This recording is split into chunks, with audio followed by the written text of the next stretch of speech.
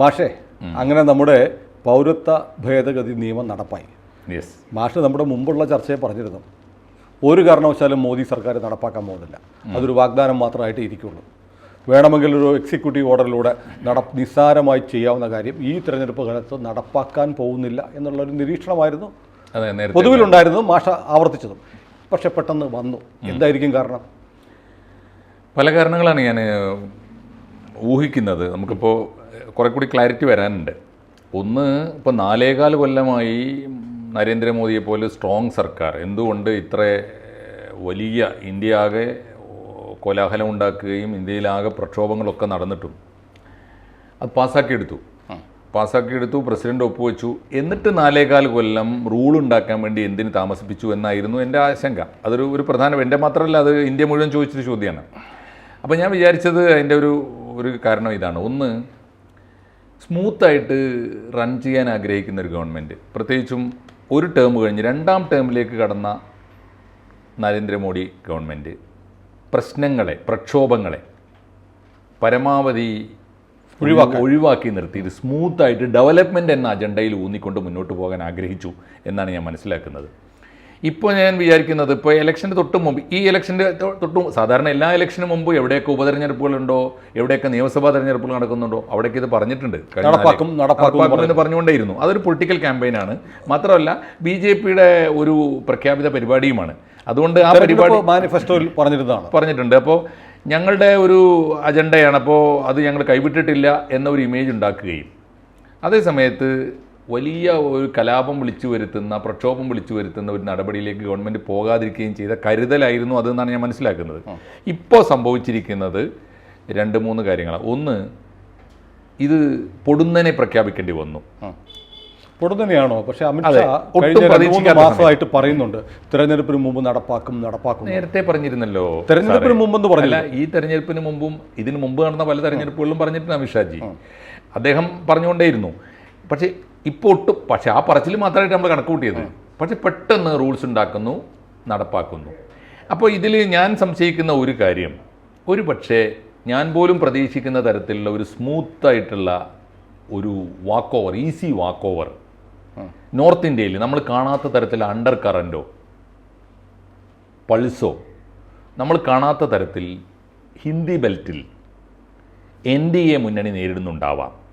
എന്നുവെച്ചാൽ വളരെ സെൻസിറ്റീവായ, എത്രയോ കാലമായിട്ട് പ്രസ്റ്റീജ് ഇഷ്യൂ ആയിട്ട് പറഞ്ഞുകൊണ്ടിരിക്കുന്ന, എന്നാൽ വളരെ കരുതലോടെ നടപ്പാക്കാതിരിക്കുന്ന ഈ നിയമം തന്നെ എടുത്ത് നടപ്പാക്കേണ്ടി വരുന്ന വളരെ റിസ്ക്കിയായ ഒരു ഫാക്ടർ ഈ ഇലക്ഷൻ പ്രചരണത്തിൽ മുഖ്യ സ്ഥാനത്തേക്ക് കൊണ്ടുവരുമ്പോൾ, ഒരു പക്ഷേ ഇതല്ലാത്ത മറ്റു അജണ്ടകളിൽ NDA മുന്നണി പുറകോട്ട് പോകുന്നതായി ഇൻ്റലിജൻസ് റിപ്പോർട്ടോ പാർട്ടിയുടെ BJPയുടെയും NDAയുടെയും തന്നെ റിപ്പോർട്ടുകളോ എനിക്ക് തോന്നുന്നില്ല. പക്ഷേ കാരണം ഒരു സാധ്യത അതിനൊന്നും മറുപടി ഞാൻ പറഞ്ഞോളൂ. അതായത് ഇപ്പോൾ ഇന്നലെ കഴിഞ്ഞ ഒരു മാസമായി രാജ്യത്തെ ഏറ്റവും വലിയൊരു എക്സിറ്റ് പോൾ സർവേ ന്യൂസ് 18 നടത്തി വന്നു. കാരണം ഇന്ത്യയിലെ ഏറ്റവും വലിയ നെറ്റ്വർക്കാണ്.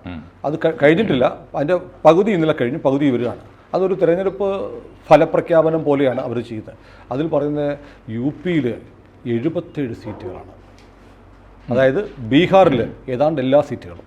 അങ്ങനെ വലിയ തൂത്തുവാരി സ്വീപ്പിംഗ് മജോറിറ്റി ഉണ്ടാക്കാമെന്ന് പറയുന്നു. ഒന്നത് മാത്രമല്ല, രാമക്ഷേത്രം ഉണ്ടാക്കിയൊരു കാര്യമുണ്ട്. അതിലൊക്കെ ഉപരി രാജ്യത്തെ പ്രധാനപ്പെട്ട പാർട്ടികൾ BJD, ബിജു ജനതാദൾ ഉൾപ്പെടെയുള്ള പാർട്ടികൾ NDAയുടെ ഭാഗമായി വീണ്ടും വരുന്നു. ഇങ്ങനെ NDA കൂടുതൽ ശക്തമായിട്ടുണ്ട്. അത് നമുക്ക് അങ്ങനെ കാണാം തീർച്ചയായിട്ടും. ഇപ്പം ഞാൻ പറയുന്നത് ഇതൊക്കെ തന്നെ ഈ ആന്ധ്രയിലെ തെലുങ്ക് ദേശവും ഒക്കെ അടക്കമുള്ള പാർട്ടി. അതാണ് ഞാൻ കാണുന്ന ഒരു വളരെ സൂക്ഷ്മമായൊരു കാഴ്ച. അതാണ് ഈ ഒരു നിയമത്തിൻ്റെ ഇപ്പോഴത്തെ ഇംപ്ലിമെൻറ്റേഷൻ കൂടാതെ തന്നെ അമിതമായ ആത്മവിശ്വാസത്തോടെ തെരഞ്ഞെടുപ്പിലേക്ക് നടന്നു വന്നിട്ടുണ്ട് കഴിഞ്ഞ കുറേ മാസങ്ങളായിട്ട് മോദിജിയും കൂട്ടരും. ഇപ്പോൾ ഈ വളരെ റിസ്കിയായ, ഞാൻ പറയുന്നത് കുറച്ചുകൂടി ആത്മഹത്യാപരമായ, കലാപകലുഷിതമായ, ഞാൻ പറയാം, ഈ സാഹചര്യത്തിന് ഞാൻ ഈ ആഴ്ചയിലുണ്ടായ 2-3 ഡെവലപ്മെൻറ്റ് ശ്രദ്ധിച്ചിട്ടുണ്ടോ? ഈ കൂട്ടത്തിൽ ഈ പറഞ്ഞ പോസിറ്റീവ്, സാറ് പറഞ്ഞ പോസിറ്റീവായ സംഗതികളൊക്കെ ഉണ്ട്. ഈ സമയത്ത് തന്നെ നെഗറ്റീവായി വന്ന, ഇന്ന് വരെ ഞാൻ വിചാരിച്ചിട്ടില്ല ഹരിയാനയിൽ ഈ ഇലക്ഷൻ്റെ തൊട്ട് മുമ്പ് ഒരു റീഷഫ്ലിംഗ് വേണ്ടി വരും ഞാൻ വിചാരിച്ചിട്ടില്ല. JJP എന്നുള്ള പാർട്ടി എന്ന പാർട്ടി ഇടഞ്ഞു എന്ന് പറഞ്ഞാൽ മാത്രമല്ല, JJPയെ BJP പറഞ്ഞു വിട്ടുമെന്ന് എനിക്ക് തോന്നുന്നു. യെസ്. അപ്പം ഞാൻ പറഞ്ഞത് കാരണം പ്രക്ഷുബ്ധമായ ഒരു പ്രതിസന്ധി ഉണ്ടെങ്കിൽ JJPയെ അവർ ചോദിച്ചാൽ 2-3 സീറ്റ് കൊടുത്ത് നിർത്തുമായിരുന്നു. പോടാ എന്നാണ് പോടാ എന്ന് പറഞ്ഞു വിട്ടതാണ്. അതെ, എന്തായാലും കർഷക സമരം പോലെ ഒരു കൊല്ലത്തിലേറെ ഈ നരേന്ദ്രമോദി ഗവൺമെന്റിന്റെ ചരിത്രത്തിലെ ഏറ്റവും വലിയ എതിർപ്പ് നേരിട്ട കാലത്ത് മറ്റുള്ളവരൊക്കെ പതറിയപ്പോഴും പതറാതെ കൂടെ നിന്ന ഒരു സ്റ്റേറ്റാണ് ഹരിയാന. കട്ട സപ്പോർട്ടായിരുന്നല്ലോ ഖട്ടറിന്റെ. അതെ, ഖട്ടറിനെ മനോഹർലാൽ ലോകസഭയിലേക്ക് വിടുന്നു. അദ്ദേഹത്തെ ഇവിടുന്ന് മാറ്റി നിർത്തുന്നു എന്ന് പറഞ്ഞാൽ ഹരിയാനയിൽ എന്തൊക്കെയോ നമ്മൾ അദ്ദേഹത്തിന്റെ കേന്ദ്രത്തിലേക്ക് വേണമെന്നതായിക്കോട്ടെ, ആയിരിക്കാം. ഞാൻ കണ്ട ഒന്നതാണ് ഈ സമയത്ത് വന്നത്. അല്ല ഞാൻ പറയുന്നത്, മാഷ് പറയുന്ന പോലെ സർക്കാരിൻ്റെ പ്രതിസന്ധിയാണെങ്കിൽ JJP പോവരുതേ, കൂട്ടം നിർത്തി 1-2 സീറ്റ് അവർക്ക് കൊടുക്കുക. 2 സീറ്റുകളുടെ തർക്കത്തിലാണ് പോയത്. 2 സീറ്റുകളുടെ. എന്തായാലും ഇവിടെ മുഖ്യമന്ത്രിയെ മാറ്റേണ്ടി വന്നു. മുഖ്യമന്ത്രി മാറ്റി. മനോഹർലാൽ ഖട്ടറിനെ പോലെ ഒരു മുഖ്യമന്ത്രിയെ ഒരു തെരഞ്ഞെടുപ്പിന്റെ അടുത്ത കേന്ദ്ര സർക്കാരിന് ഒരു പുതിയ മുഖം വേണം. ആരാണ് സാർ ഉള്ളത്? പറയാലോ നമുക്ക്. ഒരു സ്റ്റേറ്റ് അടക്കി വാണുകൊണ്ടിരുന്ന ഏത് മുഖ്യമന്ത്രിക്കാണ് അത് തീർച്ചയായിട്ടും ഡീപ്രൊമോഷൻ അല്ലേ കേന്ദ്രമന്ത്രി എന്നൊക്കെ പറയുന്നത്? കേന്ദ്ര മന്ത്രിസഭയിലേക്ക് അറിഞ്ഞൂടെ സാറിന് ആരാ പോകാൻ തയ്യാറല്ല?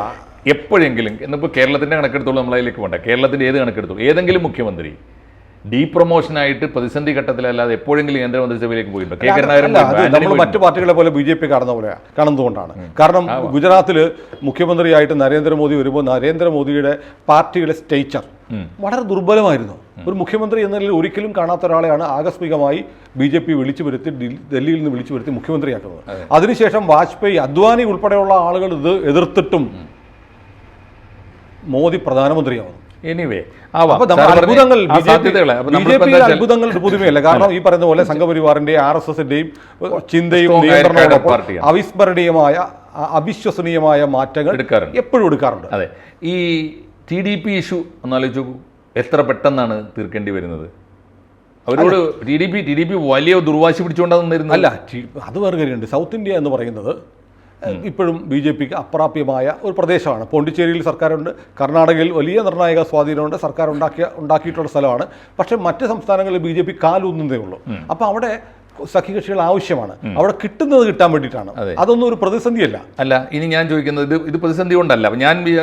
ഞാൻ കാണുന്നത് നമ്മൾ കാണാത്ത തരത്തിൽ അണ്ടർ കറൻസും ഭീഷണിയും അല്ലെങ്കിൽ വലിയ ആത്മവിശ്വാസ കുറവും BJPക്ക് കണ്ടതുകൊണ്ടാവാം ഇത് തിരക്കിട്ട് നടപ്പാക്കിയെന്ന്. ഞാൻ പറയാം. അതായത് BJPക്ക് ആത്മവിശ്വാസ കുറവുണ്ടെങ്കിൽ കർഷക സമരം ചീറ്റിപ്പോയി, ഉറപ്പാണല്ലോ. അല്ല, അത് ഞാൻ പറയാം. അല്ല, കർഷക സമരം ഒരു അലയൊലിയും ഉണ്ടാക്കുന്നില്ല.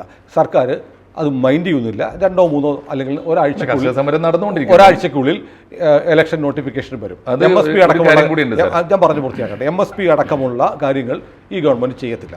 ആ സമരത്തിന് ഇനി സമരം വേസ്റ്റാണ്.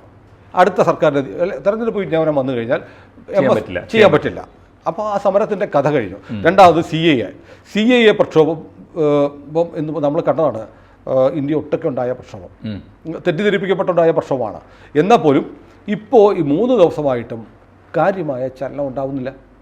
അപ്പോൾ ഈ സമരങ്ങൾ കാണുന്നില്ല. ഞാൻ മനസ്സിലാക്കുന്നത് BJP സർക്കാർ അവരുടെ ബാസ്ക്കറ്റിലെ അവസാനത്തെ വാഗ്ദാനവും വളരെ നിർണായകമായി രാമക്ഷേത്രം 370 UCC, ഇപ്പോൾ ഈ ഉത്തരാഖണ്ഡിലെ UCCക്ക് രാഷ്ട്രപതി ഇന്നലെ അനുമതി നൽകി. അപ്പോൾ UCC നടപ്പാക്കി തുടങ്ങി. നടപ്പാക്കി തുടങ്ങി. അടുത്തതുണ്ടായിരുന്ന CAA നടപ്പാക്കി. അവരുടെ തെരഞ്ഞെടുപ്പ് വാഗ്ദാനങ്ങൾ ഏതാണ്ട് ഓൾമോസ്റ്റ് പാലിച്ച് കംപ്ലീറ്റ് 100-ൽ പറഞ്ഞതെല്ലാം ചെയ്ത സർക്കാർ എന്ന് പറഞ്ഞ് മുന്നോട്ട് വരികയാണ്. ഏത് സർക്കാരിന് ഇന്ത്യയിൽ അങ്ങനെ ചെയ്യാൻ പറ്റിയിട്ടുണ്ട്? ഇപ്പോൾ നോക്കൂ സാർ, ഇന്നിപ്പോൾ നമ്മൾ നോക്കുന്നത് രാഹുൽ ഗാന്ധിയുടെ വാഗ്ദാനം. BPL കുടുംബങ്ങൾക്കെല്ലാം വനിതകൾക്ക് 1 ലക്ഷം രൂപ വർഷം കൊടുക്കുമെന്ന്. ഞാനപ്പോൾ നോക്കുമായിരുന്നു, നമ്മുടെ ഇന്ത്യയുടെ ഈ വർഷത്തെ ബജറ്റ് വിഹിതം 45,30,97 കോടി രൂപയാണ് ഈ വർഷത്തെ ബജറ്റ്. 46 ലക്ഷത്തോളം. 46 ലക്ഷം. ഈ BPL കുടുംബങ്ങൾ എന്ന് പറഞ്ഞാൽ ഏതാണ്ട് 7 ലക്ഷം കോടിയുണ്ട് ഇന്ത്യയിൽ. 7 ലക്ഷം കുടുംബങ്ങൾക്ക് 1 ലക്ഷം രൂപ വെച്ച് കൊടുക്കുകയാണെങ്കിൽ 7 ലക്ഷം കോടി ഒരു വർഷം വേണം ഇതിനു വേണ്ടിയിട്ട്. നമ്മുടെ പ്രതിരോധത്തിന്റെ ബജറ്റ് എന്ന് പറഞ്ഞാൽ 6,21,00,000 6,21 ലക്ഷം കോടിയാണ്. അതായത് പ്രതിരോധത്തിന് വേണ്ടി വരുന്ന കൂടുതൽ തുക 7 ലക്ഷം കോടി രൂപ ദാരിദ്ര്യരേഖയ്ക്ക് താഴെയുള്ള ആളുകൾക്ക് രാഹുൽ ഗാന്ധി പറഞ്ഞ 1 ലക്ഷം കൊടുക്കാൻ വേണ്ടി വരും. ഇമ്പോസിബിൾ, ഒരിക്കലും സാധ്യതമാവാത്ത കാര്യമാണ്. കാലത്തെ വാഗ്ദാനങ്ങളാണ്. അതാണ് തെരഞ്ഞെടുപ്പ് വാഗ്ദാനങ്ങൾ എന്ന് പറഞ്ഞാൽ ജനങ്ങളെ പറ്റിക്കാൻ വേണ്ടിയുള്ളതാണ്. ജനങ്ങളോട് കുറെ കാര്യങ്ങൾ പറഞ്ഞു. പക്ഷേ അധികാരത്തിൽ അത് കണ്ട് ആ വാഗ്ദാനം മാത്രമല്ല, അപ്രായോഗികമായ ഇന്ത്യയിലെ പ്രതിരോധത്തിന് വെക്കുന്നതിനേക്കാൾ കൂടുതൽ തുക BPL കുടുംബങ്ങൾക്ക് കൊടുക്കുമെന്ന് ചിന്തിക്കാൻ കഴിയില്ല. ഞാൻ പറയുന്നത് അത് കോൺഗ്രസ് വിരുദ്ധരായിട്ടില്ല, BJP ഉന്നയിക്കട്ടെ, എന്നാൽ പോലും അപ്പം അപ്രായോഗികവും അസാധ്യവുമായ വാഗ്ദാനങ്ങൾ കൊടുത്ത് പറ്റിക്കുന്ന ഗരീബി കിടാവോ എന്നുള്ള മുദ്രാവാക്യം എത്ര പതിറ്റാണ്ടുകൾക്ക് മുമ്പ് കേട്ടോ, ഒന്നും സംഭവിച്ചില്ല. പക്ഷേ മോദിയെ സംബന്ധിച്ച് പറഞ്ഞതെല്ലാം ചെയ്തു. പ്രകടന പത്രികയിൽ പറഞ്ഞ കാര്യങ്ങൾ പുതിയ പ്രകടന പത്രിക ഒരിക്കലും അതും അടുത്ത 5 വർഷം ഞങ്ങൾ പറഞ്ഞ കാര്യങ്ങൾ എന്ന് പറയുന്ന ഒരു ഗവൺമെന്റിന്റെ സ്റ്റേച്ചറിന് വേണ്ടിയാണ് ശ്രമിക്കുന്നതെന്ന് കരുതിക്കൂടെ? കരുതാം. അങ്ങനെ ആകുമ്പോൾ തന്നെ ഈ സാറ് പറഞ്ഞ ചില സംഗതികൾ ഇപ്പോഴും അങ്ങനെ സംശയാസ്പദമായിട്ട് കിടക്കുന്നുണ്ട്. ഒന്ന്, സാറ് പറഞ്ഞ ഒരു പ്രധാനപ്പെട്ട കാര്യം, ഇപ്പോഴത്തെ കർഷക സമരം വിജയിക്കാൻ പോകുന്നില്ല എന്നാണ്. ഇപ്പോഴത്തെ കർഷക സമരം വിജയിക്കാൻ വേണ്ടി തുടങ്ങിയതല്ല എന്ന് അന്നത്തെ ചർച്ചയിൽ നമ്മൾ പറഞ്ഞിട്ടുണ്ട്. ഇപ്പോഴത്തെ കർഷക സമരം നയിക്കുന്നത് BJP വിരുദ്ധരോ NDA വിരുദ്ധരോ അല്ല, ഉള്ളിൻ്റെ ഉള്ളിൽ അവരുടെ അനുകൂലികളാണ്. അത് അന്ന് തന്നെ നമ്മൾ പറഞ്ഞതാണ്. മാത്രമല്ല അത് വാർത്തകളൊക്കെ നമ്മുടെ ചർച്ചയിൽ മാത്രമാണ് അത് അവർ വിജയിപ്പിക്കാനുള്ളതല്ല. മാത്രമല്ല അവർ സംഘർഷാവസ്ഥയിലേക്ക് പോകില്ല, ഗവൺമെൻറ്റുമായി ഏറ്റുമുട്ടാൻ പോകുന്നവരല്ല അവർ. കഴിഞ്ഞ കർഷക സമരം ഗവൺമെൻറ്റിനുണ്ടാക്കിയ ദോഷം പരിഹരിക്കാൻ രമ്യമായ രീതിയിൽ ചില ഒത്തുതീർപ്പുകൾ ഇലക്ഷന് മുമ്പായിട്ട് ഉണ്ടാക്കിയിട്ട് BJP ഗവൺമെൻറ്റിൻ്റെ മുഖം രക്ഷിക്കാൻ വേണ്ടി വന്ന സമരമാണ്. ഇപ്പോൾ പക്ഷേ ഗവൺമെൻറ് ചെയ്യാൻ പറ്റാത്തതിൻ്റെ കാരണങ്ങളുണ്ടാവും. അതൊന്ന്. രണ്ടാമത്തെ കാര്യം, ഇപ്പോൾ UCC ഉണ്ടല്ലോ, യൂണിഫോം സിവിൽ കോഡ്, ഇന്ത്യയിലെ ഒരു സ്റ്റേറ്റ് ഗവൺമെൻറ് നടപ്പാക്കുന്നു, ആ നിയമം പാസ്സാക്കുന്നു, ഇന്ത്യൻ പ്രസിഡന്റ് അത് ഒപ്പുവെക്കുന്നു എന്ന് പറഞ്ഞാൽ അർത്ഥം എന്താണെന്നറിയോ സാറേ? UCC എന്ന് പറയുന്ന സാധനം ഇന്ത്യയിലെ ഓരോരോ സംസ്ഥാനങ്ങളെ കൊണ്ട് വേറൊരു സൗകര്യമുണ്ട്. സിവിൽ നിയമങ്ങൾ എന്ന് പറയുന്നത് കൺകറന്റ് ലിസ്റ്റിലാണ്. വേണമെങ്കിൽ സ്റ്റേറ്റ് നിയമങ്ങൾ ഉണ്ടാക്കാം. സെൻട്രൽ കൊണ്ടുവന്നാൽ പിന്നെ അതായിരിക്കും. അല്ലല്ലോ സ്റ്റേറ്റ് പറഞ്ഞ്, അങ്ങനെയല്ലല്ലോ യൂണിയൻ ഗവൺമെൻറ് പറഞ്ഞിട്ടുള്ളത്. നിങ്ങൾ ഓരോരോ സ്റ്റേറ്റും നിയമിക്കണം എന്ന് ആവശ്യപ്പെടുകയല്ല ചെയ്ത്, ഞങ്ങൾ കൊണ്ടുവരും എന്നാണ് പറഞ്ഞിട്ടുള്ളത്. ഇപ്പോൾ ഞാൻ മനസ്സിലാക്കുന്നത്, നരേന്ദ്രമോദിജിയെ പോലെ സ്ട്രോങ് പ്രധാനമന്ത്രി ഇന്ത്യ ഭരിക്കുമ്പോൾ ഇന്ത്യൻ പ്രസിഡന്റ് അത് ഒപ്പുവെച്ച് കൊടുത്തിട്ടുണ്ടെങ്കിൽ, ഒരു സ്റ്റേറ്റിൻ്റെ നിയമം ഒപ്പുവെച്ച് കൊടുത്തിട്ടുണ്ടെങ്കിൽ, ഉറപ്പിച്ച് ഞാൻ പറയുന്നു, നരേന്ദ്രമോദി ഗവൺമെൻറ് എന്തായാലും ഈ സമയത്ത് എന്തായാലും കൊണ്ടുവരാൻ പോകുന്നില്ല. അല്ലെങ്കിൽ ഇപ്പോൾ അത് ഒപ്പുവെക്കൂലല്ലോ, പ്രസിഡന്റ് അല്ലേ തീരുമാനിക്കുക. യൂണിയൻ നിയമം ഒപ്പുവെച്ചുകൊണ്ട് കേന്ദ്രത്തെ ചെയ്യാതിരിക്കാൻ പറ്റില്ലല്ലോ. ചെയ്താൽ അതാണ് നിലവിലുണ്ടാവുക. അത് വന്നാൽ ഞാൻ പറയുന്നത് അങ്ങനെ വരും. ഒരു BJP ഗവൺമെന്റാണ് ചെയ്യുന്നത് സാറേ ഉത്തരാഖണ്ഡ്. ബാക്കി സർക്കാരുകൾ ചെയ്യും. അല്ല, ബാക്കി ഗോവയിൽ വന്നോട്ടെ. ഞാൻ പറയുന്നത് സ്റ്റേറ്റ് ഗവൺമെന്റുകൾക്ക് ചെയ്യാനാണെങ്കിൽ എന്തിനാണ് യൂണിയൻ ഗവൺമെന്റ് ഈ വാഗ്ദാനം മുന്നോട്ട് വെക്കുന്നത്? അപ്പൊ അതിന്റെ കാര്യത്തിൽ ഇപ്പോഴും നമുക്ക് സംശയം ബാക്കി. ഞാനൊരു കാര്യം കൂടി പറയാം സാർ. ഗവൺമെന്റ് എന്താണോ ഭയപ്പെട്ടത് അതിപ്പോൾ സംഭവിച്ചു കഴിഞ്ഞിരിക്കുന്നു. സമരങ്ങൾ എന്തുമാത്രം ക്ലച്ച് പിടിക്കുന്നുള്ളതല്ല, ഈ സത്യത്തിൽ ഇന്ത്യയിലെ പ്രതിപക്ഷത്തിന്റെ മുമ്പിൽ മോദി ഗവൺമെന്റിനോട് മത്സരിക്കാൻ പോലും കാര്യമായ ആളില്ലാത്ത സമയത്ത് ഒരു പ്രബലമായ ഇഷ്യൂ എങ്കിലും ഇപ്പൊ കിട്ടി. ഒന്ന്, ആ ഇഷ്യൂ ഒരു പക്ഷേ പൗരത്വ ഭേദഗതി ബില്ലാണ് ഞാൻ പറയുന്നത്. ഇഷ്യൂ കിട്ടിയവർക്ക് വലിയ തോതിൽ ഇഷ്യൂ ഇട്ട് കൊടുത്തതല്ലേ? അല്ല, ആണ് ഇവർക്ക് തന്നെ ഇട്ട് കൊടുത്താൽ. ഞാൻ അവർ ഇട്ട് കൊടുത്തതിൻ്റെ ഗുണദോഷമൊക്കെ പിന്നെ അതിൻ്റെ റിസൾട്ടൊക്കെ പിന്നെ പരിശോധിക്കാം. പക്ഷേ ഒന്ന് ഇഷ്യൂ കിട്ടി. എത്ര തന്നെ എന്ന് പറയുന്നത് സാർ, ഇഷ്യൂ കൊടുത്തു റൈറ്റ്, സമ്മതിച്ചു.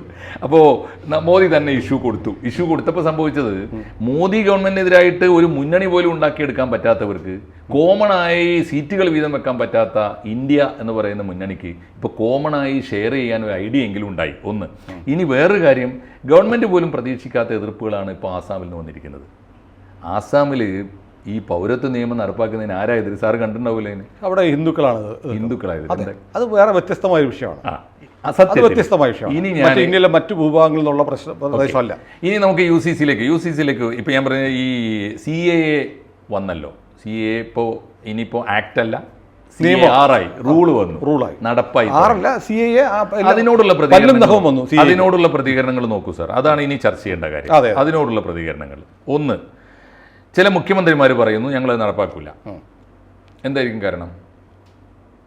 രണ്ട് കാരണമാണ് എനിക്ക്. അവരെല്ലാം നടപ്പാക്കേണ്ടത് കേന്ദ്രം നടപ്പാക്കേണ്ടത്. ഒന്ന്, അവരുടേതല്ലാത്തൊരു സംഗതി ഞങ്ങൾ നടപ്പാക്കൂല എന്ന് പറയുന്നത് ആളെ പറ്റിക്കാൻ ആവണമെന്നില്ല സാർ. അതിപ്പോ നിങ്ങൾ ഈ പിണറായി വിജയനെ മാത്രം വെച്ചിട്ട് പറ്റിപ്പുകാരനാണ് കണക്കൂട്ടുന്നത്. ഒരുപാട് മുഖ്യമന്ത്രിമാർ ഇത് പറഞ്ഞു. രണ്ട് കാരണം കൊണ്ടായിരിക്കും സംഭവിച്ചത്. കുറേ മുഖ്യമന്ത്രി, ഇപ്പോൾ തമിഴ്നാട് മുഖ്യമന്ത്രി പറഞ്ഞു, ബംഗാൾ മുഖ്യമന്ത്രി പറഞ്ഞു. ഇതിൽ എന്താ പ്രശ്നം എന്ന് വെച്ചാൽ, UCC അല്ല ഈ CAA എന്ന് പറയുന്നത് നമ്മൾ ധരിച്ചിട്ടുള്ളത് ഇന്ത്യയിലെ അതിർത്തി, ഇന്ത്യയുടെ 3 അയൽ രാജ്യങ്ങളിൽ നിന്ന് വരുന്ന 6 വിഭാഗത്തിൽപ്പെട്ട അഭയാർത്ഥികൾക്ക് പൗരത്വം കൊടുക്കുക. അറിയാലോ, 2014 മുമ്പ് തുടർച്ചയായിട്ട് ഇവിടെ അനധികൃതമായി താമസിക്കുന്ന 6 മതവിഭാഗങ്ങളിൽപ്പെട്ടവർക്ക് കൊടുക്കും. മുസ്ലിങ്ങൾക്ക് മാത്രം കൊടുക്കില്ല അതിൽ പറഞ്ഞിട്ടില്ല. മുസ്ലിങ്ങളോട് യാതൊരു വിവേചനയിലും പറഞ്ഞിട്ടില്ല. മുസ്ലിങ്ങൾക്ക് അല്ലെങ്കിൽ പൗരത്വം കിട്ടും. അഡ്നാൻ സാമിക്ക് കിട്ടിയില്ലേ പാകിസ്ഥാനി പൗരനായ? അല്ല, ഈ ഇഷ്യൂ അതല്ല സാർ. ഇതാണ് ഈ നിയമം എന്നാണ് നമ്മൾ മനസ്സിലാക്കി വെച്ചിട്ടുള്ളത്. സത്യത്തിൽ ഇത് എന്തിനു വേണ്ടിയാണെന്ന് ആ നിയമത്തിൻ്റെ ഇത് അതിൻ്റെ പ്രൈമറി പാർട്ടാണ്. സെക്കൻഡ് പാർട്ടാണ് NRC. അതായത് ജനിച്ചത് കൊണ്ട് പൗരത്വം കിട്ടുക, നമ്മൾ അപ്ലൈ ചെയ്യാതെ പൗരത്വം കിട്ടുക, സെൻസസ് കൊണ്ട്. സെൻസസ് അതാണ് ഇപ്പോൾ നിലവിലുള്ളത്. അതിന് പകരം ലോകത്തെ എല്ലാ രാജ്യങ്ങളും ഇപ്പോൾ ഒരു അമേരിക്കക്കാരൻ്റെ ഭാര്യ ഒരു അമേരിക്കൻ യുവതി ഇന്ത്യയെ പ്രസവിച്ചാൽ ഓട്ടോമാറ്റിക്കലി ഇന്ത്യൻ അല്ല, അതിന് പകരം സാർ, അതിന് പകരം നമ്മൾ ഇനി വരുത്താൻ പോകുന്ന ഈ നിയമപ്രകാരം വരാൻ പോകുന്ന അന്തിമമായ പരിഷ്കാരം, പൗരത്വം will be awarded upon registration, application and registration. നമ്മൾ ഇപ്പോൾ ഇന്ത്യയിൽ ഞാൻ ജനിച്ചു, എനിക്ക് 21 വയസ്സായ ഞാൻ പൗരത്വത്തിന് അപ്ലൈ ചെയ്യേണ്ട യാതൊരു ഗതിയില്ലല്ലോ. അതിന് പകരം ഇപ്പോൾ നമ്മൾ അതിനിപ്പോൾ എന്താ കാര്യം, ഞാൻ പൗരനാണെന്ന് ആരാ തെളിയിക്കുക? സെൻസസ് നടത്തി ഗവൺമെന്റ് തെളിയിച്ചോളൂ. അല്ല, അങ്ങനെയില്ലേ സാർ.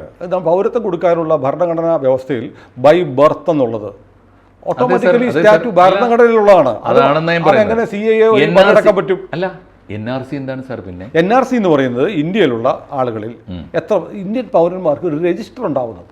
അപ്പോൾ ഇന്ത്യയിൽ നിലവിലുള്ള ബൈ ബർത്ത് ആയിട്ടുള്ള ആളുകളെ നമുക്കറിയാലോ, അവരുടെ ID പ്രൂഫുകൾ നോക്കുന്നു, നോക്കിയിട്ട് ഓട്ടോമാറ്റിക്കലി അവർ പൗരന്മാരാണ്. പക്ഷേ നമ്മുടെ രാജ്യത്ത് ലക്ഷക്കണക്കിന് നുഴഞ്ഞു കയറിയ ആളുകൾ ഇന്ത്യയിൽ ആസാം രാജ്യങ്ങളുണ്ട്. അവരെ നമ്മൾ ഇന്ത്യൻ പൗരന്മാരായി ട്രീറ്റ് ചെയ്യേണ്ട കാര്യമില്ല. അല്ല, പ്രശ്നം അതല്ല സാർ. NRC എന്ന് പറയുന്ന ഒരു register, national registry of citizenship, ചരിത്രത്തിൽ ആദ്യമായിട്ട് വരാൻ പോകുന്നു എന്നാണ് ഈ നിയമത്തിന്റെ കുഴപ്പം. അല്ല, ഒരു കുഴപ്പമില്ല. ഞാൻ നമ്മൾ ഒരു നാട്ടിലെ ഒരു ചെറിയ പീഡികയാവട്ടെ, ആ പീഡികയിൽ പോലും 10 ജോലിക്കാരുണ്ടെങ്കിൽ ആ ജോലിക്കാരുടെ പേരെഴുതി വെക്കും. ഞാൻ പിണറായി വിജയന്റെയും സ്റ്റാലിന്റെയും മമതാ ബാനർജിയുടെയും ഒക്കെ ഒരു സ്റ്റേറ്റ്മെന്റിനെ അതിന്റെ ന്യായമായി ഞാൻ കാണുന്ന ഒരു കാര്യം പറയാണ്. CAA അല്ലെങ്കിൽ ഇപ്പോൾ പാസ്സാക്കിയിരിക്കുന്ന ഈ നിയമത്തെ മുൻനിർത്തിയല്ല ഞങ്ങൾ നടപ്പാക്കൂല എന്നവർ പറയുന്നത്. അതിൻ്റെ അന്തിമ ഉൽപ്പന്നമായി വരാൻ പോകുന്ന NRC ആണ്. അതായത് രാജ്യത്തെ പൗരന്മാർക്ക് പൗരത്വത്തിന് വേണ്ടി അപേക്ഷിക്കാൻ ഒരു പോർട്ടൽ, അത് കൈകാര്യം ചെയ്യാൻ ഒരു പ്രത്യേക വകുപ്പ്. ആ വകുപ്പ്, അങ്ങനെ ഒരു വകുപ്പ് വരുമ്പോഴാണ് നേരത്തെ ഉണ്ടായിരുന്ന സാറ് പറഞ്ഞ ജന്മനാ കിട്ടുന്ന രജിസ്ട്രേഷൻ ഉണ്ടല്ലോ, ജന്മനാ കിട്ടുന്ന പൗരത്വം 21 സെൻസസ് നടക്കുമ്പോൾ 21 വയസ്സായവനൊക്കെ പൗരനായി. നമ്മുടെ ഇൻവോൾവ്മെന്റ് വേണ്ട, ഇന്ന് വരെ നമ്മൾ അപേക്ഷിച്ചിട്ടുണ്ട്. ആയിക്കോട്ടെ. അപ്പോൾ NRC എന്ന് പറയുന്ന ഒരു രജിസ്ട്രി വരുന്നത് നടപ്പാക്കുകയില്ല എന്നായിരിക്കണം. എങ്ങനെ നടപ്പാക്കാതിരിക്കാൻ പറ്റും? ഇന്ത്യൻ ഗവൺമെന്റ്, ഇന്ത്യൻ പാർലമെന്റ് തീരുമാനിച്ച ഒരു കാര്യം ഒരു സ്റ്റേറ്റിന് നടപ്പാക്കാതിരിക്കാൻ കഴിയില്ല. വെള്ളരിക്കപ്പെടണോ? അല്ല, ഞാൻ പറയുന്നത് ഈ നിയമം, നമ്മൾ നേരത്തെ പറഞ്ഞതിന് മറുപടി ഞാൻ പറഞ്ഞത്, ഈ നിയമം കേരളത്തെ ബാധിക്കുന്നില്ലല്ലോ. 2014 മാഷി പറയുന്ന ന്യായമാണെങ്കിൽ 2000 നോട്ട് പിൻവലിച്ചത് ഞങ്ങൾ അംഗീകരിക്കില്ല എന്ന് പറയുന്നത്. ഇന്ത്യൻ പാർലമെന്റ് പാസ്സാക്കിയ NRP ഞങ്ങളുടെ സ്റ്റേറ്റിൽ നടപ്പാക്കില്ലെന്ന് ഒരു പിണറായി വിജയനും ഒരു മമതയ്ക്കും പറയാൻ പറ്റില്ല. പറഞ്ഞാൽ നടപ്പാക്കാതിരുന്നാൽ അവർ സ്ഥാനം ഒഴിഞ്ഞു പോകേണ്ടി വരും. അതെ, അത് അതിനാണ് ഇന്ത്യൻ ആർമി. ഞാൻ പറഞ്ഞ ഒന്നാമത്തെ കാര്യം, ഈ 3 രാജ്യങ്ങളിൽ നിന്ന് വരുന്ന 6 വിഭാഗത്തിൽപ്പെട്ട സമുദായങ്ങളെ മാത്രം ബാധിക്കുന്ന ഒരു കാര്യമാണെങ്കിൽ കേരളത്തിൽ എൻ്റെ അറിവിൽ ഒരാൾ പോലും ഇല്ല. തമിഴ്നാട്ടിലുള്ളത് ശ്രീലങ്കയിൽ നിന്ന് വന്നവരാണ് ആണല്ലോ. ബംഗാളിന്, അപ്പോൾ ഇത് സത്യത്തിൽ ഒരു നാഷണൽ ഇഷ്യൂ അല്ല. CAA എന്ന് പറയുന്നത് ഒരു നാഷണൽ ഇഷ്യൂ അല്ല, അതിർത്തി സംസ്ഥാനങ്ങളുടെ ഇഷ്യൂ ആണ്. അതുകൊണ്ട് അവിടുത്തെ പീഡിതരായ അതിർത്തി സംസ്ഥാനങ്ങൾ മാത്രമല്ല, അതാണ് പ്രശ്നം. അതുകൊണ്ടാണ് ശ്രീലങ്ക അതിർത്തി സംസ്ഥാനമല്ലേ എന്ന് പറയുന്നത്. വിഭജനത്തെ തുടർന്ന് മൈഗ്രേഷൻ നടന്ന അതിർത്തി സംസ്ഥാനങ്ങൾ, അതാണ് ഈ 3 സംസ്ഥാനം. അതുകൊണ്ട് അത് വ്യത്യാസമുണ്ട്. ശ്രീലങ്കയും നേപ്പാളും ഒക്കെ ഈ കാറ്റഗറിയിൽ വരാത്ത അതുകൊണ്ടാണ്. വിഭജനത്തിന് മാത്രമല്ല സാറേ, തുടർച്ചയായിട്ട് വന്നുകൊണ്ടിരിക്കുന്നു.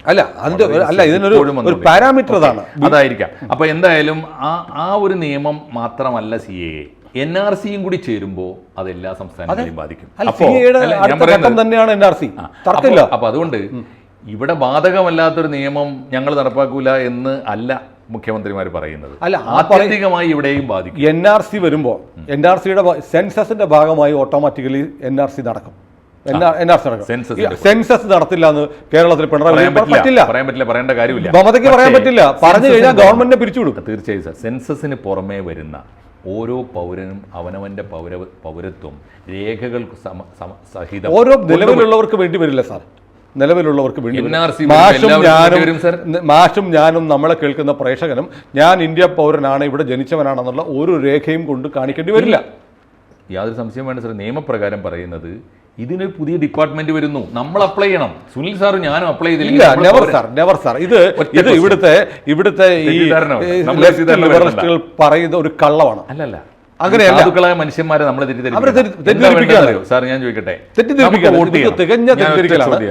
CAA നടപ്പാക്കുന്നതിന്റെ ഭാഗമായി CAAയുടെ ഭാഗമായി കുറെ പേർക്ക് കൂടെ പൗരത്വം കൊടുക്കും. അവർ ഓട്ടോമാറ്റിക്കലി NRCയിൽ വരും. ബാക്കിയുള്ളവർ നിലവിൽ ഇപ്പോൾ നമ്മൾ ആധാർ കാർഡ് ഉണ്ട്, വോട്ടർ ID ഉണ്ട്, പലതരത്തിൽ നമ്മൾ ഈ രേഖകളിലുണ്ട്. ഇത് ക്രോഡീകരിച്ചാൽ മതി. ഇന്ത്യയിലെ ഒരാളും ഓരോ രേഖയും കാണിക്കേണ്ടി വരില്ല. ഞാൻ ചോദിക്കുന്നത്, ഏതായാലും നമുക്കൊരു കാര്യം ചെയ്യാം, NRC വരട്ടെ. അല്ല, NRC വന്നോട്ടെ. ഞാൻ പറയുന്നത് ഇത് കേട്ടുകൊണ്ടിരിക്കുന്ന ആളുകൾക്ക് അവരുടെ ഉത്തരവാദിത്വം അവർ മറന്നു പോകാനും പാടില്ല. സാധുക്കളായ പൗരന്മാരെ തെറ്റിദ്ധരിപ്പിക്കാൻ പാടില്ല. ഇതെന്താ വെച്ചാൽ, എനിക്ക് വോട്ട് ചെയ്യണം, ഞാൻ 21 വയസ്സായ ഒരു പുരുഷനാണ്, എനിക്ക് വോട്ട് ചെയ്യാലോ? വോട്ടർ പട്ടികയിൽ വോട്ട് വരണമെങ്കിൽ നമ്മൾ തന്നെ അപേക്ഷിക്കണമല്ലോ. വേണം. അതുപോലെ പൗരത്വത്തിന് ഒരു പുതിയ രജിസ്റ്റർ നല്ലതാണെന്ന് പറയുന്ന ആളാണ് ഞാൻ. പൗരത്വത്തിന് നമ്മൾ പ്രൊസീജിയർ ഉണ്ടാവും. ഇനി ഈ പ്രൊസീജിയറിൽ രണ്ടാമത്തെ തെറ്റിദ്ധാരണയും കൂടി പറയാം. പ്രൊസീജിയറിൽ നമ്മുടെ ധാരണ എന്താണെന്ന് അറിയാം. നമ്മുടെ മുഖ്യമന്ത്രിമാരുടെയൊക്കെ ധാരണ, പിണറായി വിജയൻ ധരിച്ചു വെച്ചിട്ടുണ്ട്, സ്റ്റാലിന് അദ്ദേഹത്തിന് തെറ്റിദ്ധാരണ. എന്താണെന്ന് വെച്ചാൽ, ഇത് നടപ്പാക്കേണ്ടത് നമ്മുടെ കലക്ട്രേറ്റിലെ ഒരു ഡെപ്യൂട്ടി കലക്ടറുടെ കീഴിലാണ് ഇതൊക്കെ സാധാരണ ചെയ്യാറുള്ളത്. കേന്ദ്രത്തിന്റെ ഏത് നിയമം വന്നാലും, സെൻസസ് ആയാലും അറിയാം, ഇലക്ഷൻ ആയാലും വോട്ടർ പട്ടിക ആയാലും ഒക്കെ തയ്യുന്ന അവിടെയാണ്. അപ്പം ഞങ്ങൾ ചെയ്യൂല എന്ന് പറഞ്ഞാൽ നടക്കൂല എന്നാ. അങ്ങനെയുമല്ല, പുതിയ നിയമത്തിൽ വന്നിട്ടുള്ളത് കണ്ടോ, പോസ്റ്റൽ ഡിപ്പാർട്ട്മെന്റും സെൻസസ് ഡിപ്പാർട്ട്മെന്റും കൂടി ഇതിനു വേണ്ടി സംസ്ഥാനങ്ങൾ തോറും പുതിയ ഡിപ്പാർട്ട്മെന്റുകൾ രൂപീകരിക്കുകയാണ്. അപ്പോൾ സ്റ്റേറ്റ് ഗവൺമെന്റിന്റെ ഒരു ഉദ്യോഗസ്ഥന് ഇതിൽ വേണം, കളക്ടർ ഉണ്ടാവും. അപ്പൊ കളക്ടർ പറഞ്ഞു വരുന്നതിന്റെ തന്നെ ഒരു കുറെ കൂടി ക്ലിയർ വെർഷനാണ് ഞാൻ പറയുന്നത്. കേന്ദ്ര ഗവൺമെന്റിന്റെ ഡിപ്പാർട്ട്മെന്റുകൾ വന്ന് എല്ലാ സംസ്ഥാനത്തും നേരിട്ട് നടപ്പാക്കും. അതുകൊണ്ട് ഞങ്ങൾ നടപ്പാക്കൂല എന്ന് ഒരു പറയാൻ പറ്റില്ല. ഇനി രണ്ട് കാര്യങ്ങളെ ഇതിനകത്തുള്ളൂ. ഇതിനോടുള്ള വിയോജിപ്പ് തീർച്ചയായിട്ടും ഇതിപ്പോൾ എനിക്ക് തോന്നുന്നു, ഇത് നടപ്പാക്കുമ്പോൾ ഗവൺമെന്റ് പോലും പ്രതീക്ഷിക്കുന്നത് അവർക്കറിയാം ഇത് കോടതിയിൽ ചോദ്യം ചെയ്യപ്പെടും. ഒരു പക്ഷേ ഞാൻ ഒരു പൊളിറ്റിക്കൽ അങ്ങേയറ്റത്തെ വളരെ ഷ്രൂഡായിട്ടുള്ള ബുദ്ധി വെച്ചിട്ട് വരാൻ പോകുന്നത്, കോടതിയിൽ അതിവേഗം ചോദ്യം 253 ചലഞ്ച് ചെയ്ത ബില്ലുകളുണ്ട് അവിടെ, പെറ്റീഷൻസ് ഉണ്ട്.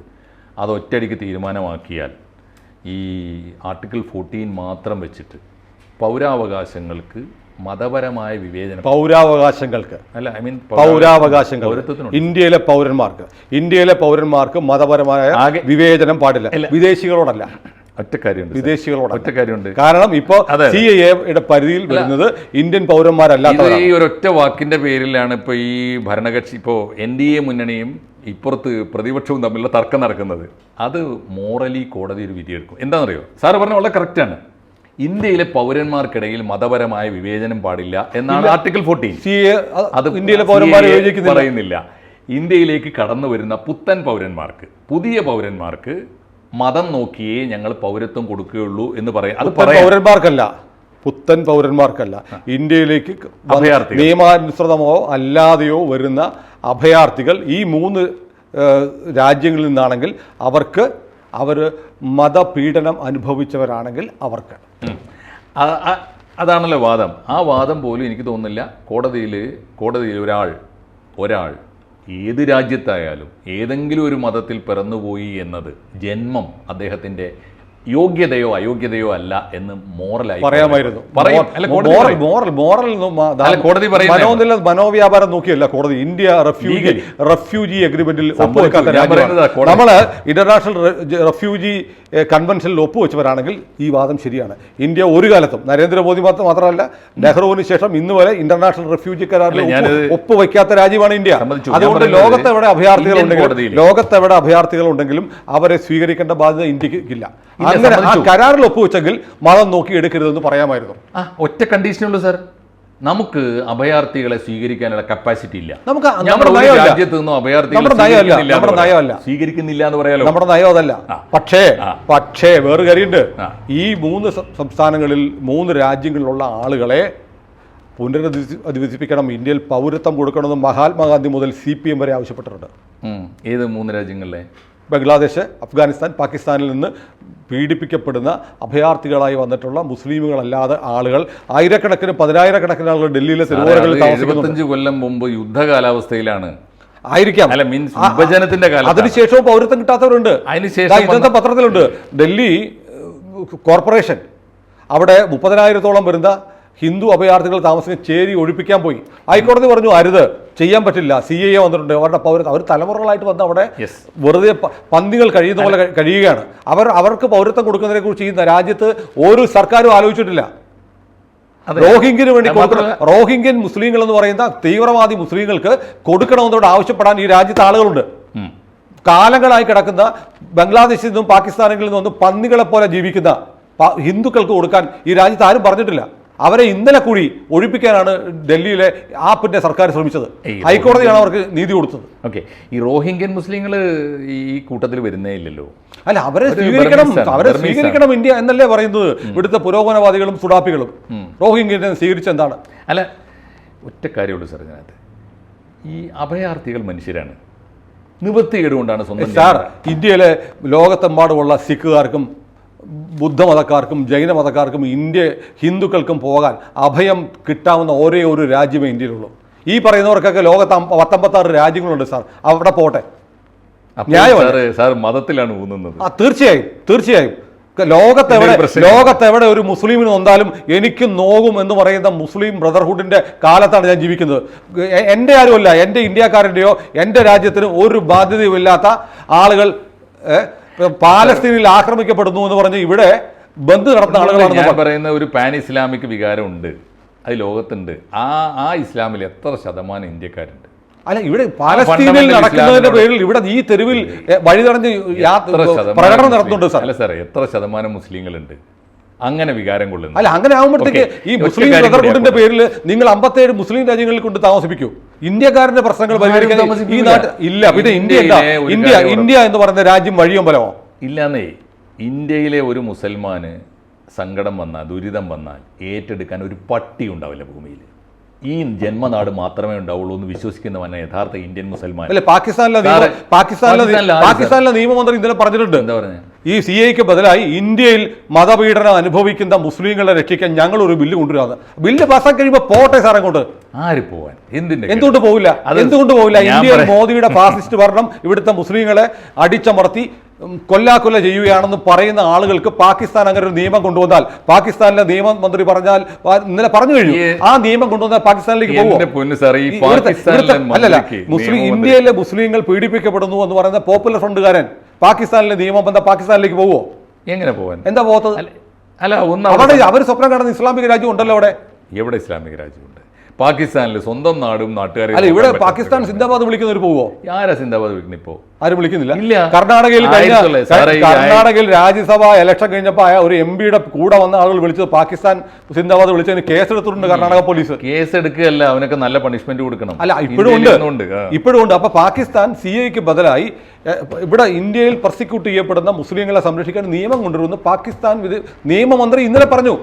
ഞാൻ പറയുന്നത് ഇന്ത്യയിൽ ആരത് ചെവിക്കൊള്ളാൻ പോകുന്നു സാറേ? എന്നാ പിന്നെ 40 തൊട്ട് 46 വരെ ഈ പാകിസ്ഥാൻ വാദം ഇന്ത്യയിൽ നടന്ന കാലത്ത് പാകിസ്ഥാൻ സിന്ദാബാദ് വിളിച്ചിട്ടുണ്ടാവും. അത് ആ കാലഘട്ടത്തിലെ പൊളിറ്റിക്സ് ഇപ്പോഴും വിളിക്കുന്നു സാർ. ഇപ്പൊ ആര് വിളിക്കുന്നു? അതാ ഞാൻ പറഞ്ഞത്. എനിക്ക് തോന്നുന്നില്ല.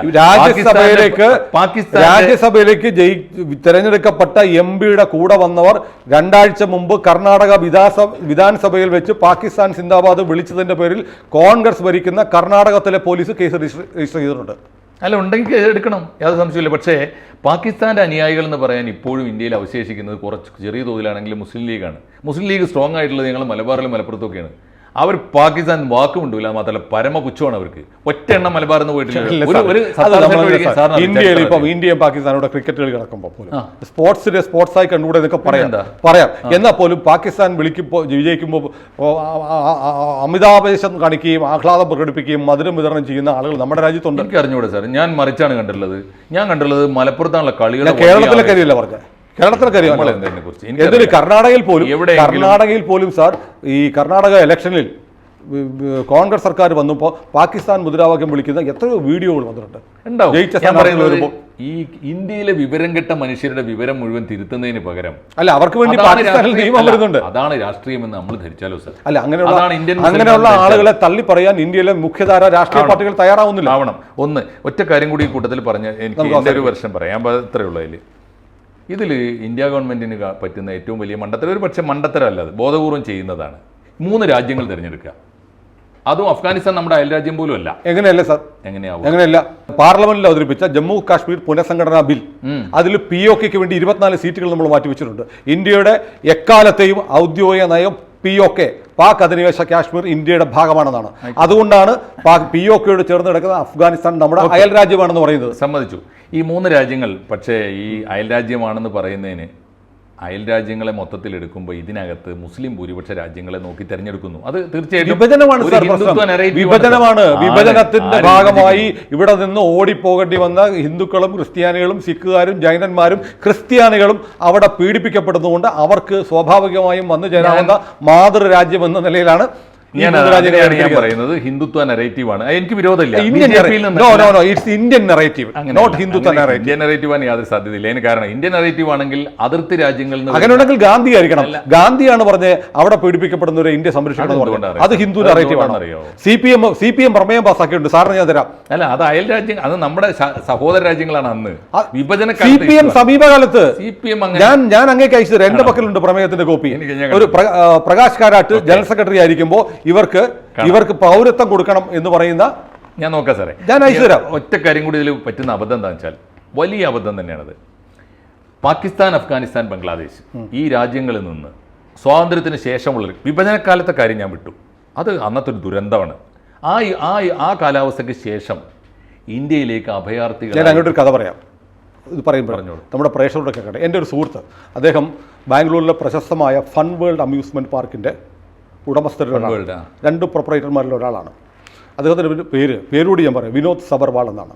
അദ്ദേഹത്തിൻ്റെ പിതാവ് ലാഹോറിലെ 20 ഗ്രാമങ്ങളുടെ സെമീന്ദാറായിരുന്നു. 20 ഗ്രാമങ്ങളുടെ സെമീന്ദാർ ജന്മി. അദ്ദേഹം വിഭജനം വന്നപ്പോൾ അദ്ദേഹത്തിൻ്റെ വീട് കൊള്ളയടിക്കപ്പെട്ടു. അദ്ദേഹം ഭാര്യയും കുട്ടികളുമായി ലാഹോറിൽ നിന്ന് ഓടി രക്ഷപ്പെട്ട് പഞ്ചാബിൽ വന്നു. 20 ഗ്രാമങ്ങളുടെ സെമീന്ദാറായിരുന്ന വിനോദ് സബർവാളിൻ്റെ ബഹുമാന്യനായ പിതാവ് അമൃതസറിലെ തെരുവിലിരുന്ന് ചെരുപ്പ് കച്ചവടം നടത്തി. എന്നിട്ടാണ് അദ്ദേഹം ഇപ്പോൾ ബാംഗ്ലൂരിൽ ജീവിക്കുന്നത്. അങ്ങനെ അനുഭവിച്ചിട്ടുള്ള ഒരുപാട് മനുഷ്യരുണ്ട്. പല കഥകളും പറയണം, വായിച്ചിട്ടുണ്ട്. തീർച്ചയായിട്ടും ഉണ്ട്. ഇപ്പോൾ വിഭജനത്തിന് ശേഷം ഉണ്ടായ ദുരന്തങ്ങൾ ചെറുതൊന്നുമല്ല. അല്ല, അതിന്റെ വിഭജനത്തിന് 75 വർഷം കഴിഞ്ഞാൽ അതിന്റെ വ്യതകൾ പേറുന്ന മനുഷ്യർ ഇന്നും ജീവിക്കുന്നുണ്ട്. തീർച്ചയായിട്ടുണ്ട്. ആ വ്യതകൾ അത്ര വേഗം ഉണങ്ങുന്നതല്ല. ഞാൻ പറഞ്ഞു വന്ന കാര്യം അതല്ല. കഴിഞ്ഞ ഈ വിഭജനാനന്തര കൂട്ടക്കൊലകൾക്ക് ശേഷം, അഭയാർത്ഥി പ്രവാഹങ്ങൾക്ക് ശേഷം കഴിഞ്ഞ 75 കൊല്ലത്തിനുള്ളിൽ നിരന്തരമായി ഈ 3 രാജ്യങ്ങളിൽ നിന്ന് ഇന്ത്യയിലേക്ക് വന്നുകൊണ്ടിരിക്കുന്നത് ഇപ്പറഞ്ഞ 6 വിഭാഗത്തിൽപ്പെട്ടവരെക്കാളേറെ മുസ്ലിം സമൂഹത്തിൽ പിറന്നവർ തന്നെയാണ്. ഇപ്പോൾ ഞാൻ ഉദാഹരണം പറഞ്ഞുതരാം. പാകിസ്ഥാനിൽ നിന്ന് നമ്മുടെ തന്നെ ഡാറ്റ വെച്ച്, സ്റ്റാറ്റിക്സ് വെച്ച് പറയാൻ പറ്റും, പാകിസ്ഥാനിൽ നിന്ന് ഇന്ത്യയിലേക്ക് സ്വാതന്ത്ര്യത്തിന് ശേഷം ഏറ്റവും കൂടുതൽ വന്നിട്ടുള്ളത് അഹമ്മദിയ. അത് മതപീഡനമല്ല സാർ, അത് മുസ്ലിം വിഭാഗത്തിന്റെ ഒരു അവാന്തര വിഭാഗമാണ്. അവർ തമ്മിലുള്ള പ്രശ്നമാണ്. അത് അവരുടെ മതത്തിനുള്ള പ്രശ്നമാണ് സാർ. അത് ഇന്ത്യ സഹിക്കേണ്ട ബാധ്യത കാര്യമൊന്നുമില്ല. ഇന്ത്യയിലേക്ക് ഏറ്റവും കൂടുതൽ പെർസിക്യൂഷൻ അല്ല അത്. അഹമ്മദിയെയും ഷിയയും നേടുന്ന പെർസിക്യൂഷൻ അല്ല, അവരുടെ മതത്തിനുള്ള. കേരളത്തിലും ഈ കീഴ്ജാതിക്കാരും മേൽജാതിക്കാരും തമ്മിൽ ഉണ്ടായതുപോലെയുള്ള ഒരു സംഘർഷമാണ്, ജാതീയ സംഘർഷമാണ്. അങ്ങനെയൊന്നല്ല സാർ. അഹമ്മദിയാക്കളെ മുസ്ലിങ്ങളായിട്ട് ഇവരാരും അത് ഇന്ത്യക്കാരുടെ കുഴപ്പമല്ല പ്രശ്നം. ഷിയയെ അംഗീകരിക്കാത്ത ഇന്ത്യക്കാരുടെ പ്രശ്നമല്ല, ഹിന്ദുക്കളുടെയും പ്രശ്നമല്ല. അല്ല, ഷിയാക്കളെ മുസ്ലിങ്ങളായിട്ട് അംഗീകരിക്കുന്നില്ല സുന്നി മുസ്ലിങ്ങൾ. ആയിക്കോട്ടെ, ഇന്ത്യ എന്ത് ചെയ്യണം? ഞാൻ പറഞ്ഞു എവിടെ പോകണം എന്നുള്ളതല്ല. നമ്മുടെ നറേറ്റീവിൽ ഒരു വലിയ കുഴപ്പമുള്ളത്, മുസ്ലിം രാജ്യങ്ങളിൽ ഏറ്റവും കൂടുതൽ പീഡിപ്പിക്കപ്പെടുന്നത്, ഞാൻ എൻ്റെ നിരീക്ഷണത്തിൽ ഞാൻ പറയുകയാണ്, വസ്തുതകൾ ഡാറ്റ വെച്ച് പറയാൻ പറ്റും, ഏറ്റവും കൂടുതൽ പീഡിപ്പിക്കപ്പെടുന്ന അവിടെ മറ്റ് സമുദായങ്ങളല്ല, നിങ്ങൾ ഈ പറയുന്ന മുസ്ലിം സമുദായത്തിലെ അവാന്തര വിഭാഗങ്ങളാണ്. ഏറ്റവും കൂടുതൽ അഭയാർത്ഥികൾ പാകിസ്ഥാനിൽ നിന്ന് വന്നിട്ടുള്ള അഹമ്മദിയ മുസ്ലിങ്ങളാണ്, ബംഗ്ലാദേശിൽ നിന്ന് വന്ന ഷിയ മുസ്ലിങ്ങളാണ്, അഫ്ഗാനിസ്ഥാനിൽ നിന്ന് വന്ന ആരാന്നറിയോ സർ? സെക്യുലർ മുസ്ലിങ്ങളാണ്. അവരുടെ താലിബാനെ ചോദ്യം ചെയ്ത മുസ്ലിങ്ങളാണ് ഏറ്റവും കൂടുതൽ പിടിക്കുന്നത്. ഇന്ത്യയിൽ പാഴ്സികൾ ഇന്ത്യയിൽ ജീവിക്കുന്നില്ലേ? പാഴ്സികൾ വേറെ പീഡനം ഭയന്ന് ഓടിപ്പോന്നവരാണ്. അല്ല, വിഭജനകാലത്തെ കാര്യമല്ലേ പീഡനം പറയുന്നത് ഇന്ത്യയിലേക്ക് നമ്മുടെ ടാറ്റ മുതലുള്ള വരുമ്പോ എന്റെ ഒരു ഇന്ത്യയുടെ ഫീൽഡ് മാർഷൽ മനേക് ഷാ പാഴ്സി ആയിരുന്നു. ഞാൻ എന്റെ ഒരു ഇന്ത്യ അവരെ സ്വീകരിച്ച് ഈ രാജ്യത്തെ ഏറ്റവും ഉന്നത പദവികൾ നൽകിയിട്ടുണ്ട് പാഴ്സികൾക്ക്. സാറിനോട് പറയുന്ന ഒരു സങ്കടം ഇതേ ഉള്ളൂ. ഇന്ത്യക്ക് വേണ്ടി ഇസ്ലാമിക രാജ്യം വേണ്ട, ഇസ്ലാമിക ഭരണം വേണ്ട, ഞങ്ങൾ ഈ മണ്ണിൽ കിടന്ന് മരിക്കുമെന്ന് വാദിച്ച സെക്യുലറായ മുസ്ലിങ്ങളാണ് അവിടെ ഏറ്റവും കൂടുതൽ പീഡിപ്പിക്കപ്പെട്ടത്. ആ മുസ്ലിങ്ങൾക്ക് അഭയം കൊടുക്കില്ല എന്ന് പറയുന്നത് ആരും പറഞ്ഞു കൊടുക്കുന്നില്ല. അതിനാണ് അഡ്നാൻ സാമി പോലെയുള്ള പാകിസ്ഥാനി ഗായകർക്ക് ഇന്ത്യ പൗരത്വം കൊടുത്തിട്ടുണ്ട്. അതിന് മാർഗമുണ്ട്. അവർ അപേക്ഷിക്കട്ടെ, അവർ ഇന്ത്യയിൽ അഭയം തേടട്ടെ. CAA പ്രകാരം കൊടുക്കുമോ? CAA വഴി കൊടുക്കണ്ട, അല്ലാതെ കൊടുക്കുമല്ലോ. അഡ്നാൻ സാമിക്ക് ഇപ്പൊ കഴിഞ്ഞ ദിവസം മറ്റേ ഇല്ലീഗലായിട്ട് അതിർത്തി കടന്നു വന്ന മറ്റേ പെൺകുട്ടി ഉണ്ടല്ലോ, ഇന്ത്യക്കാരനെ പ്രേമിക്കാൻ വന്ന സീമ ഹൈദറിന്റെ പൗരത്വം കൊടുത്തല്ലോ. നിയമവിരുദ്ധമായ അതിർത്തി കടന്ന് ഉത്തർപ്രദേശിലെ നോയിഡയിലുള്ള ഇന്ത്യക്കാരനെ പ്രണയിച്ചു വന്ന പെൺകുട്ടിക്ക് പൗരത്വം കൊടുത്തു. ടൈം ടു ടൈം ഓരോ സമയത്ത് ഇന്ത്യയിലെ ആഭ്യന്തര മന്ത്രാലയത്തിന്റെ പ്രത്യേക ഉത്തരവ് ഓർഡറുകൾ ആയിക്കോട്ടെ, അവർ അപേക്ഷ കൊടുത്തു വരട്ടെ, രാഷ്ട്രീയ അഭയം തേടി വരട്ടെ. ഒരു പൊതു നിയമത്തിൽ ഉപേക്ഷിക്കുകയും പിന്നെ പ്രത്യേക ഉത്തരവ് വഴി നമ്മുടെ ലജ്ജ എഴുതിയ നോവലിസ്റ്റ് തസ്ലീമ നസറിന് കൊടുത്തില്ലേ? ഇല്ല, അവർക്ക് പൗരത്വം വേണ്ടെന്ന് പറഞ്ഞു. ഇന്ത്യൻ പൗരത്വം വേണ്ട, അവർക്ക് ഇന്ത്യൻ പൗരത്വം വേണ്ടെന്ന് പറഞ്ഞു. യെസ്, കൊടുക്കാൻ തയ്യാറായിരുന്നു ഇന്ത്യ. അപ്പൊ ഇത്തരം കുറെ മോദിയുടെ കാലത്തായിരുന്നില്ല. അപ്പൊ ഏതായാലും CAA വന്നു, അതിപ്പോ വലിയ ചർച്ചകൾക്ക് രാജ്യത്ത് നടക്കുകയാണ്. നമ്മളും ആ ചർച്ചയുടെ ഭാഗമായി. ഇത് പ്രേക്ഷകർ കാണട്ടെ, പ്രേക്ഷകർ വിലയിരുത്തട്ടെ. കൂടുതൽ വാർത്തകളും വിശേഷങ്ങളും നിങ്ങളിലേക്ക് എത്താൻ ABC മലയാളം സബ്സ്ക്രൈബ് ചെയ്യുക, ബെൽ ബട്ടണും അമർത്തുക.